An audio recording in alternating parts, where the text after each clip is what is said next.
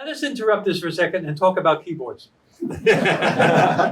So we're in the word processing era. Yep. We moved the photo typesetting era where the keyboards are all different. That's an example of a photo typesetting keyboard there.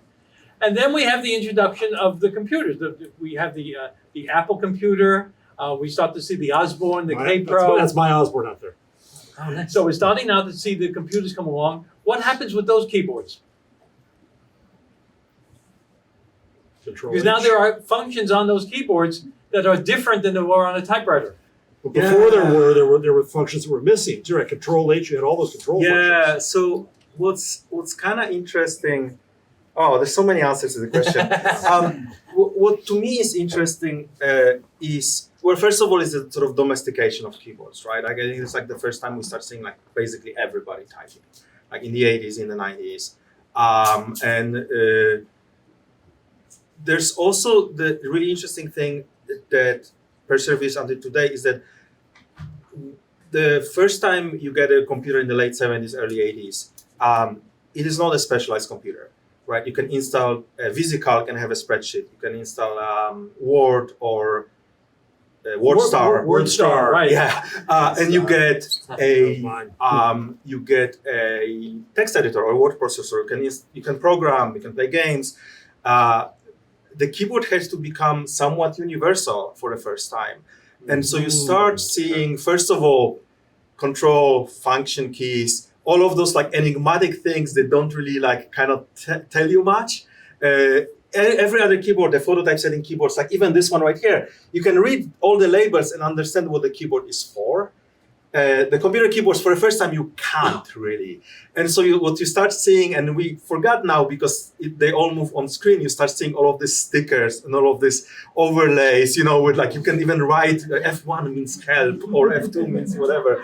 Because like so keyboard became the same, but they also all differ depending, even if you switch to a different application, especially early on, where no keyboard shortcuts were systematized, right? So there was one program that like Shift or Control P could mean printing, and another one Control P could mean exiting. And good luck with your modern memory, right? So I think that's like kind of what became really interesting, and that like never really went away to a point where your iPhone keyboard is even more of that, because it basically can be whatever the application wants, right? The keys don't even exist. There are illusions on the screen.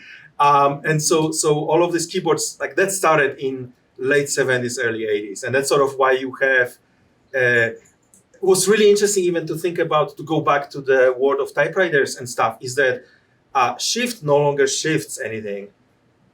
Return doesn't return the carriage.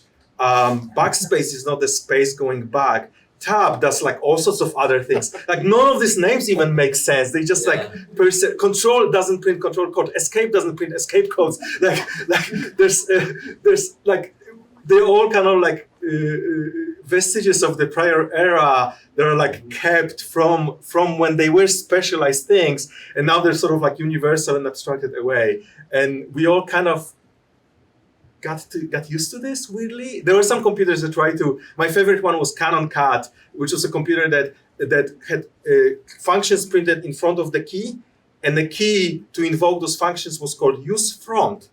Just like use the front leg. It was like so simple, but like keyboards don't do that anymore. When I was at I'm reliving Tribune days. So we had this first system, the scab system, then the second system, and every newsroom thought they were special. Even though all you did was produce paragraphs and hook paragraphs, they were special. We do things differently here. So every newsroom had to have their own keyboards. Oh, come on. And there was a fight with every manufacturer. Holy cow. And so one of my tasks before I left the Tribune was to work on the next system, and I was supposed to survey the staff, what they wanted. I was telling Frank this earlier. And so I just listed every possible function. And then I quit. Went to San Francisco. Well, they put some of these stupid functions on the keyboard, one of which was the copy editor is grousing, because that's all copy editors do is grouse. And they would say, well, these damn writers, they don't know the first reference is United States, the second reference is US. I want a key that'll either spread it out or split it out. They had a key just to do that.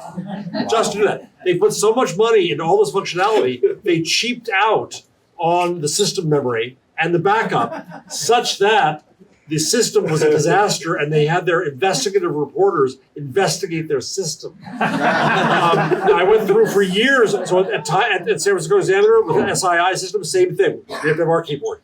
At Time Inc., same thing with our keyboard. What changed that, of course, was the Mac. Right? When the Mac came along, you'll figure it out, and everybody has the same keyboard. But until then, every newspaper thought they were different. It's all moved on screen. Yeah. I'll ping Frank on this too. Is of course newspapers had the same problem in the metal days. They would set Eisenhower was a famous one. They have a logotype they drop in, so it would be much more compact. Because every time you put Eisenhower in a headline, it's like this. So they would have a special one made. Really? With one unit. That's correct. For common names. I didn't know that. We should mention that one of the things that really unified the whole keyboard world was TTS, Teletypesetter. Frank Gannett owned a series of newspapers in upper New York State. And he said the problem is when the stuff comes in from the wire service, we have to re-keyboard that on every newspaper. In fact, when I was a kid, I worked at the copy boy at the Brooklyn Eagle. And when the bells rang on the teletype machines from AP, UPI, or Reuters, you'd run over, tear it off, and bring it to the proper desk. It was all capital letters. So they had to mark it up and edit it. And then you would run downstairs with it to, by the way, the Linotype department was always downstairs. They're heavy, Frank. They're very heavy. They would make proofs, and then boy, and then you run over and take the proof up to the right desk, and they would edit it. When they were done, boy, you go grab it and bring it back down for changes or whatever. So Gannett sponsors the invention of a system that punches out a paper tape that had, it was a 6-level coding system, and this is what I made up for the VIP photo typesetting machine. And so as a result of that, you could take that tape and run your Linotype. Now the unions hated it. They put it off for years and years until after World War II when it came into use. But this was the seeds of the destruction of hot metal.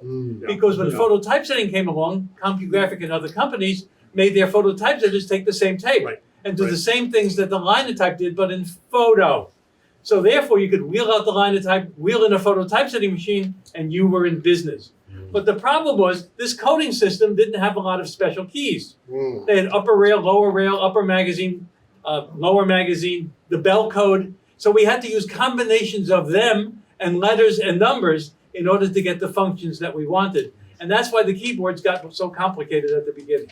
This is like the tie-in. Of course, Monotype is what seeded the beginning of the end. Before that, too, right? Is Monotype abstracts the function. You type on a keyboard in a nice room. You're not a Linotype operator. You don't have lead squirting at you. You're in your nice, comfortable room in your white, stiff collar, and you're typing. And then the paper tape is taken to another room to do composition. And I think that that's part of that beginning of the abstraction.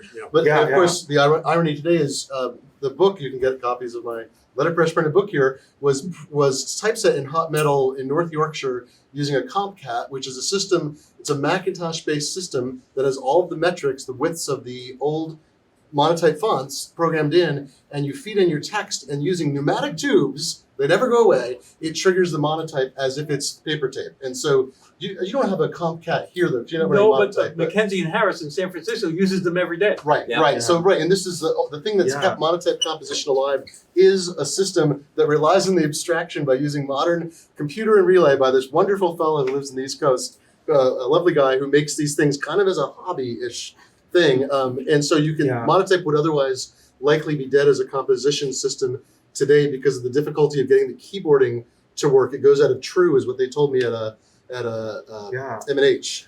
But also, like what I think to me was really interesting is that the transition from you press a key and the mechanical, power or force moves a letter towards the paper, and it's a direct relation. The shift from that to the idea of input, right? Like you type something happens somewhere else, and maybe the keystroke goes all around the world to your mobile phone, maybe. But like that actually, like that started. First of all, that was probably what cemented QWERTY as just like the absolute winner of everything, because QWERTY is not just today used by like Western languages or American and whatnot. It's you can also type Chinese using QWERTY. You can type Japanese using QWERTY just because it's abstracted away enough, and there's like all of this software in the middle that helps you, which started in the 70s and 80s. The bureaucracy in Japan, in particular, has a very different history because there were just not a lot of typewriters before, And the typewriters before were look very different. And there's one right there that you can see how very different it is. It doesn't have a keyboard.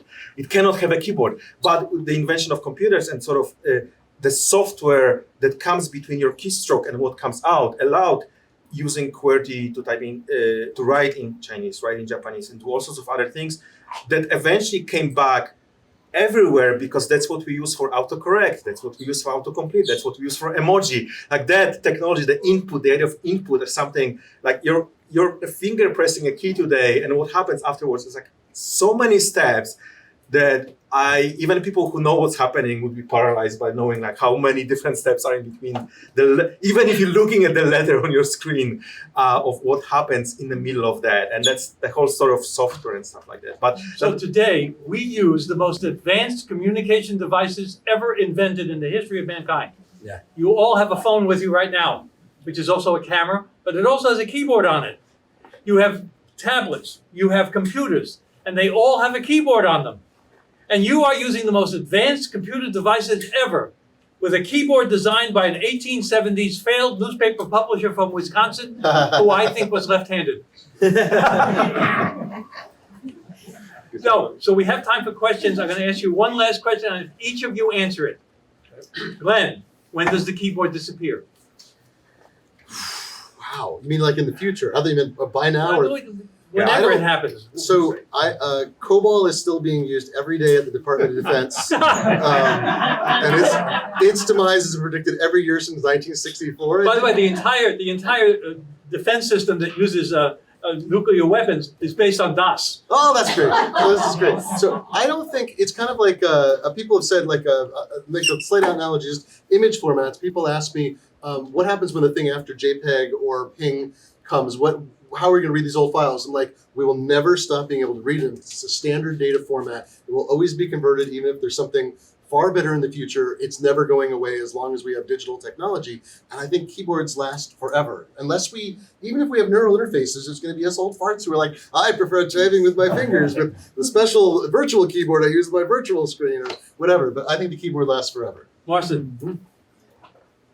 I think in a large part by luck, in some part by design, we locked ourselves into this like incredible human-machine interface that really was like way ahead of its time. Like if you look how well our brains are at communicating with our fingers and how your brains press backspace before you do. I mean, I know you're all your brains. That doesn't make sense. But like the typing, you can be so good at typing, you can type without thinking. And it's like a whole thing. So there are people now today that on modern keyboards, on the modern computer mechanical keyboards, are achieving speeds that are comparable with stenotyping, 300 words per minute. It's ridiculously, it's amazing to me. So I think that probably stands for something. QWERTY won every battle over the last 150 years. So I think I'm with Glenn. There's gonna be neural stuff. There's maybe in the professional use, we're gonna see less and less of that. But I kind of feel like they're gonna be they're gonna be around for a long time. Jeff. Weird answer. So I should plug, by the way, I have a book. No, I'm going to plug it for you. In researching that, I had to look at what came before Gutenberg. And I didn't realize that the space had not been used for centuries. That's correct. Right? It was scriptura continua. And which sounds amazing. When you look at that early stuff, it just makes no sense. But if you think about it, when you're a child and you start writing, you don't know spaces or words, you just have sounds. When you hear a foreign language, you just hear sounds. And it just all kind of comes and mushes together. And so it was only in I forget exactly when, Ireland, they started bringing back a space between words. And words took on a shape. And when we read now, we read the booma space, it's called. We read the shape of the word. We don't really spell it out most times. We recognize the word Frank, and we see Frank, and we understand it instantly as Frank. So I'm fascinated by that. And so I think that when we got to Gutenberg, the preeminence of the letter was key. So now, I'll give you a weird answer to this. I think that we hit new symbology now. We have emoji, we have memes, we have other structures of communication, which to my mind is exciting because I think it also expands literacy. It changes the definition of literacy. So I think there'll always be some kind of keyboard. I think that we'll still use that. It makes sense. But I also think that we'll have other tools in people's hands to express themselves beyond the 26 letters in the alphabet. And yeah, we can do an emoji now, but we got to find the other keyboard and pull it up. Where's that one with the sunglasses? And so I don't know where that goes. I think we potentially move. Or memes. Really, it does. GIFs and memes. Exactly. It moves to a more fluid sense of language. Okay. You're it. I feel the least qualified to answer this question of all of us on the stage. Something that I just very recently did. So I did at Columbia University 3 or 4 weeks ago find over 80 letters from Ottmar Mergenthaler to James Clephane. And I was like, these are amazing. I actually just took photographs of them because I didn't have time to read them. And I was like, well, I want to know what these letters are, but there's 80 of them. So what I actually ended up doing is I pulled up each letter on my computer.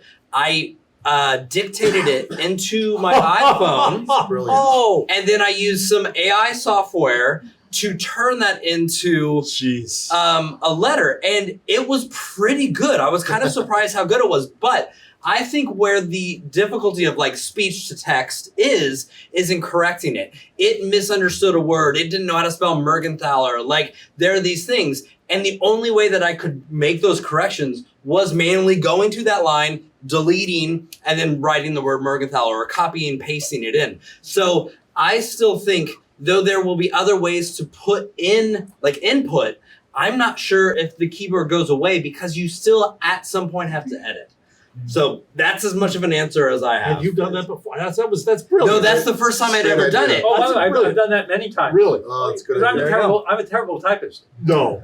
Really? So It comes out. I believe. Yeah, now we learn Now it. we find out. No, I've been using voice recognition since it started. It's Oh, terrible, but it saves me a lot of It's better than time. your typing, huh? And by the in correcting it, I rewrite in many cases. Yeah. So I believe the keyboard will be around forever, because voice recognition is imperfect, and I doubt if it will ever be perfect. Secondly, how will it handle formatting?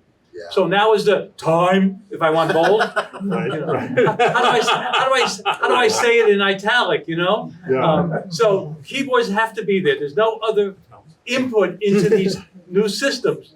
And with ChatGPT and all this artificial intelligence, it's going to be a keyboard. Can I give one joke before questions? Go right This is- ahead. So this is a historical thing.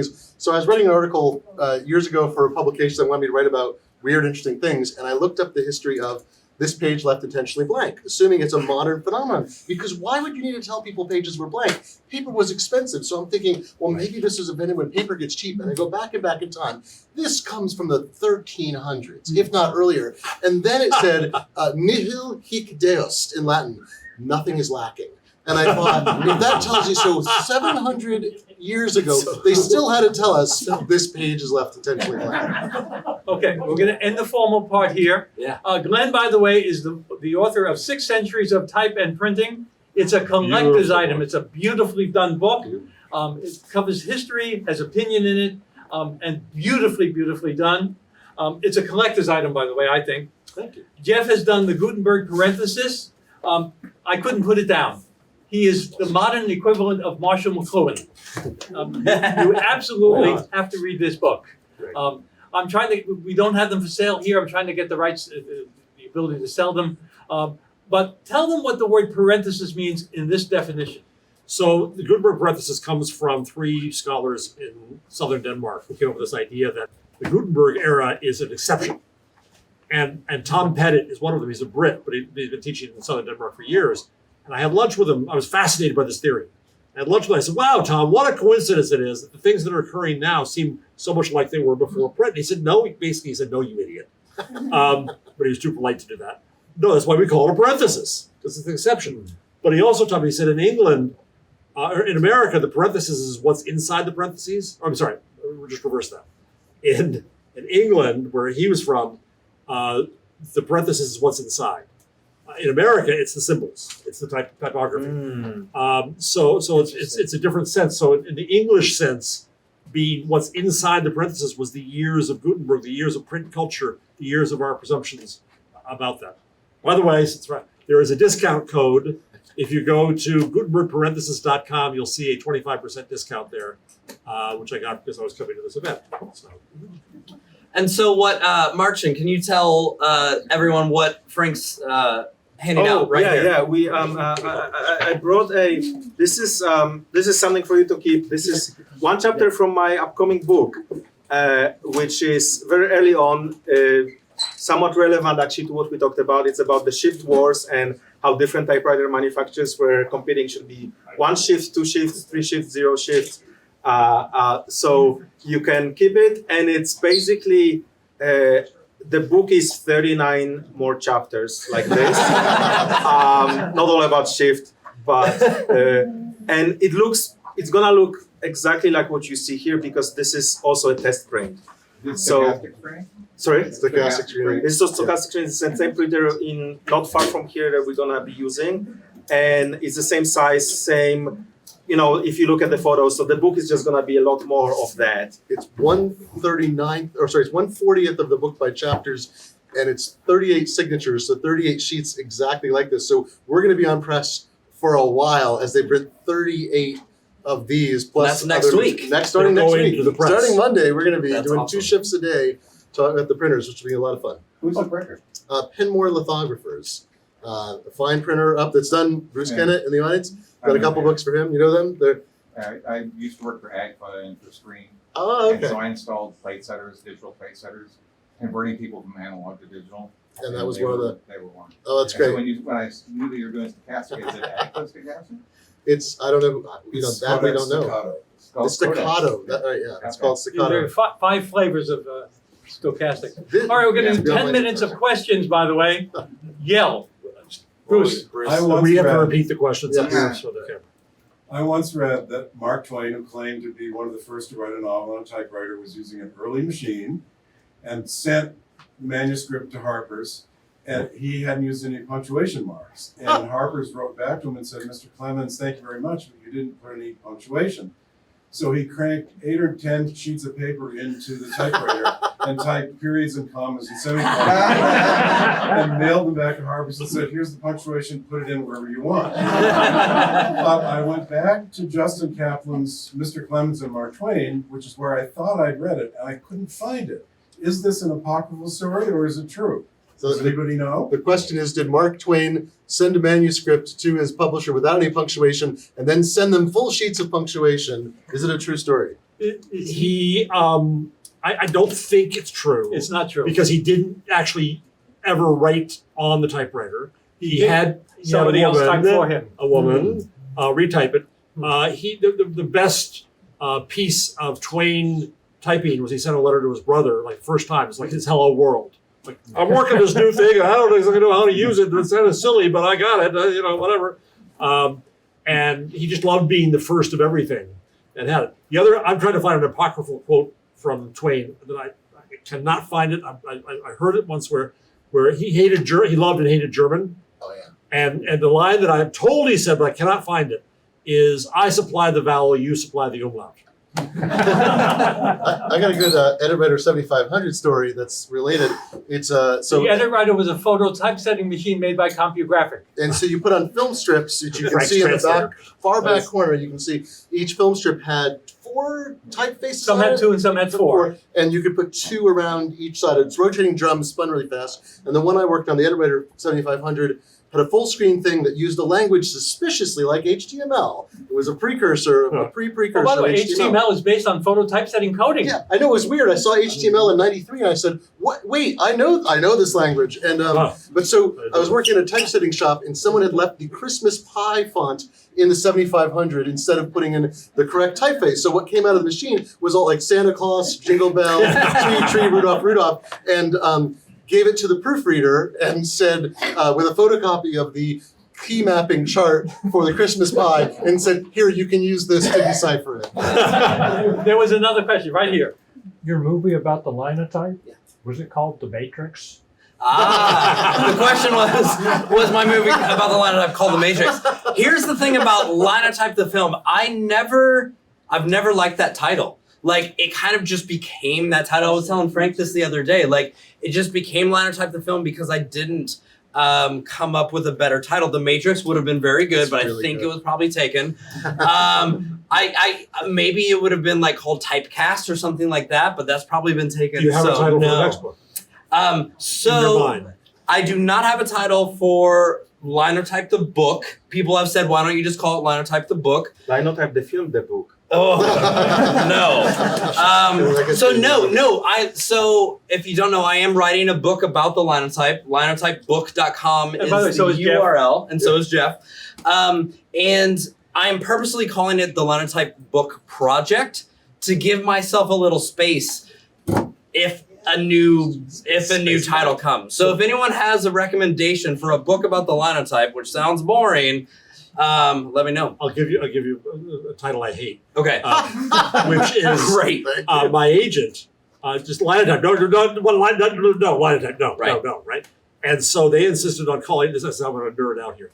They insisted on the title, The Shift. I said, but it doesn't have a shift key. It doesn't, yeah, right. The shift. All right. Shift doesn't yeah. happen. Right. Shift doesn't happen. There you go. Marcin, how did you come up with the title Shift Happens? Yeah. So it started maybe similar to, it was a throwaway thing. I was giving a talk. It was like Holy Shift or Shift Happened because like it was cute. and I kind of hated it. I thought it was like cute and vulgar and weird. And then I kind of, first of all, everybody just, this is a great title. Everybody except me. and then as I was researching, and actually you will find in the chapter if you choose to read it, that it actually is a great summary of the story of the keyboards and the design of keyboards, because nobody outside of Scholz and his like small team, nobody actually truly designed the keyboard afterwards. The keyboard just sort of happened. Like, this computer or this typewriter happened to win and establish this one key or this other key or this new convention or this thing moved to this location. And it all just sort of happened, and the Shift was the first one. The Shift was the first addition to the original keyboard. And it also just sort of happened because there were actually, if you read the chapter, there's many better ideas than the two shifts on the side, or maybe potentially better. Maybe not shifting but modes, maybe two different things. And actually, like the keyboard you use on your iPhone is the thing that lost the shift words in the 19th century. You can read it later. So, but it all sort of happened, and I kind of retroactively thought, I lucked into a good title. Which is itself funny because we lucked into a QWERTY layout too, so I don't know. You should also know that even though the Kickstarter is over, you still can order because they're going to print a few extra copies up there. So let them know, because then when they're gone, they're gone. And that website is shifthappens.site, not a different dot, which I keep entering when I try to find the site to work with Marcin. So, Shifthappens.site. SITE. Yes, and you can Okay. find Gutenberg Parenthesis.com. Last question. Linotypebook.com. Yeah. I don't know where I am. Actually, F.com. no, you go to Glenn.fun. This is my shorthand. Yes! You find .fun. .fun. Glenn.fun, you'll find me. I love it. Okay, Bruce. Just a quick comment to go to your idea of condensing the three operations into one with the Linotype. The other magical thing, I think, is that you had a fresh face of type every time you cast from the Linotype. You couldn't do 25,000 impressions, but normally you reach into the case and you pull sorts out that are tired and old and worn next to one that's brand new that just came out of a package. And for the first time, you were guaranteed, it's as if you had unwrapped a font of type, put it in the stick for the first time, and printed from it. It was soft, so it didn't last forever, but I think that was a magical. Did you pick that up on the microphone sufficiently? Okay. You probably have something to say about that. I will. No? So one thing that the other side story to all of this that I find fascinating is ATF, the typesetters, the founders of it. The whole industry of founding type, how it worked, how it wasn't standardized until the end, the desperation that came because you no longer had to buy this, the expense of buying fonts, and when they would wear out, and then that suddenly goes away, just gone, and suddenly type looks better. That's almost a fringe benefit of all this. There's a great ad for, I think it's the Monotype Corporation, early in the century, I was researching something about typesetting efficiency, and their thing was it shows a guy in front of like a galley of type, and then him pushing it off a table into a hell box and saying, fresh type every time. And I mean, that's that attitude is, you know. All the That's all early that type. ads for the Linotype in the inland printer deal with fresh type, new type, Really? that kind of Really? stuff. Yeah. We are going to have to end this. We're at an hour and a half. We have recorded it. If all goes well, we'll put it up on our YouTube site. Probably break it into 3 sections or so, so that you can have a rest between sections. Thank you all very much Thank for you coming. for and thank coming. our panel.